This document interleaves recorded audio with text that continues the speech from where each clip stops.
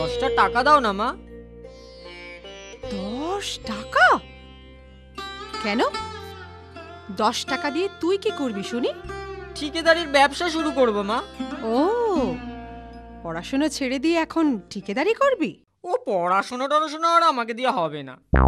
কই দাও, শিগগির দাও। আমার কাছে নেই, বাবার কাছ থেকে নে। বাবা? ও হবে না, তুমি দাও না মা। উফ, পারি না বাবা। এই নে ধর, তোর বাবা জানলে। বাবাকে আবার কিছু বলো না যেন। এই দিকটা। হ্যাঁ হ্যাঁ, আরে তাড়াতাড়ি কর। কি রে, পড়াশুনো ছেড়ে ঠিকাদারিতে লেগেছিস? তোর পুঁজি তো 10 টাকা, চালাতে পারবি? আর কত চাই, এই তো ঢের। যা যা দৌড়া, পার্সেন্টেজের খাতায় না হলে এখনই ঢেরা পড়ে যাবে। ছেলেবেলায় আমরা যখন বাংলা স্কুলে পড়তাম তখন লালু ছিল আমাদের মিস্ত্রি। ওর বইয়ের থলির মধ্যে সব সময় মজুদ থাকতো একটা হামনদিস্তার ডাঁটি, একটা নড়ুন, একটা ভাঙা ছুরি। আর ওই ফুটো করার পুরনো তুরপুনের ফলা, এ দিয়ে সে পারত না এমন কোনো কাজ নেই। কি জানি কোত্থেকে সেসব জোগাড় করেছিল। স্কুল শুদ্ধ সবার ভাঙা ছাতি সারানো, স্লেটের ফ্রেম আটা, জামা কাপড় সেলাই করে দেওয়া, এমন কত কি। কোনো কাজে কখনো না বলতো না, আর করতেও কি চমৎকার। একবার ছট পুজোর দিনে কয়েক পয়সার রঙিন কাগজ আর শোলা কিনে কি একটা তৈরি করে গঙ্গার ঘাটে বসে প্রায় 2.5 টাকার খেলনা বিক্রি করে ফেললে। আর তার থেকে আমাদের পেট ভরে চিনেবাদাম ভাজা খাইয়ে দিলে।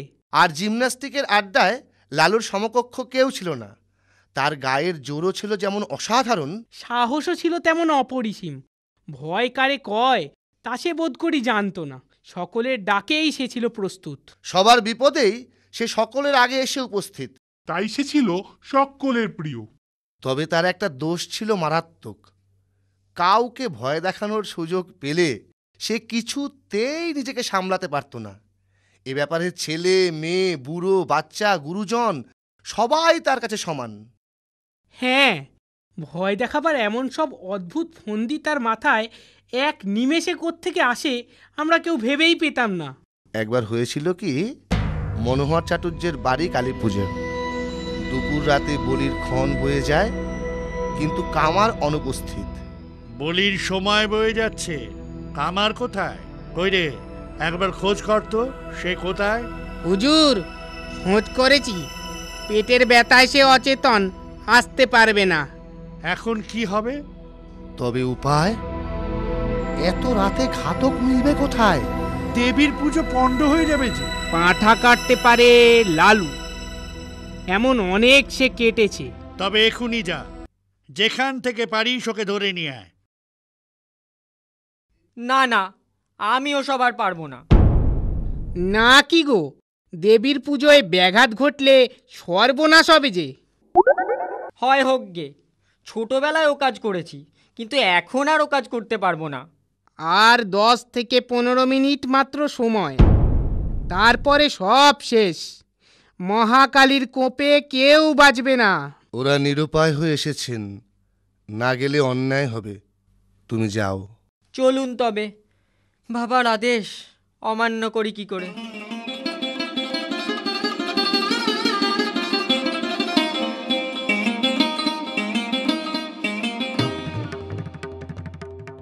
এসে গেছিস বাবা?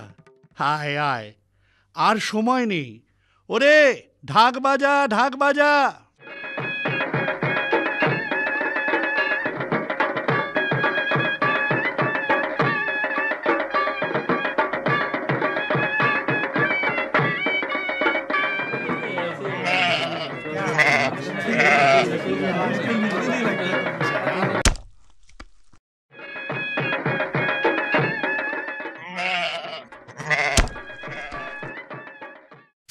আর পাঠা কই? আর তো পাঁঠা নেই, আমাদের তো শুধু দুটো করেই বলি হয়। পাঠা নেই? সে হবে না, আমার খুন চেপে গেছে। দাও পাঠা, নইলে আজ আমি যাকে পাবো ধরে নরবলি দেব। মা মা জয় কালী। মনোহর চাটুর্য কই? পুরুত গেল কোথায়?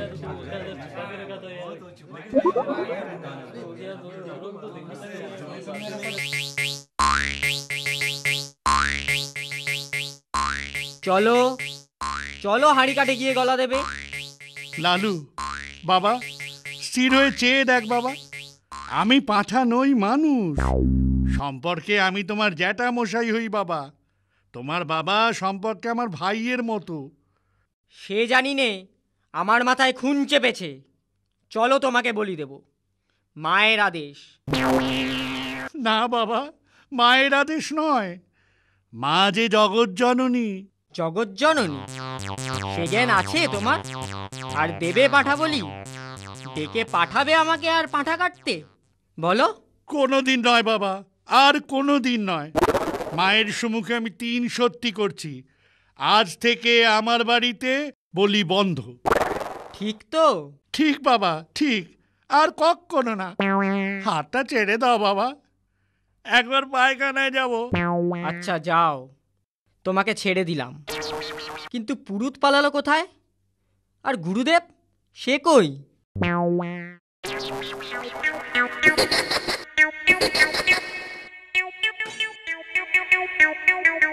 ওইসব খুন চাপা ঠাপা সব মিথ্যে। এ লালুর চালাকি, কি বোকাটাই না বানালে আমাদের, হ্যাঁ?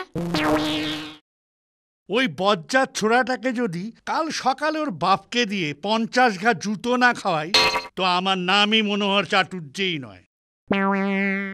দেবতার সামনে প্রতিজ্ঞা করেছিলেন বলে চাটুর্যে বাড়ির কালী পুজোয় তখন থেকে পাঠা বলি উঠে গেল। আর লালু না, জুতো তাকে খেতে হয়নি। ভোর হতেই সে যে কোথায় পালালো তার আর দেখা মিলল না।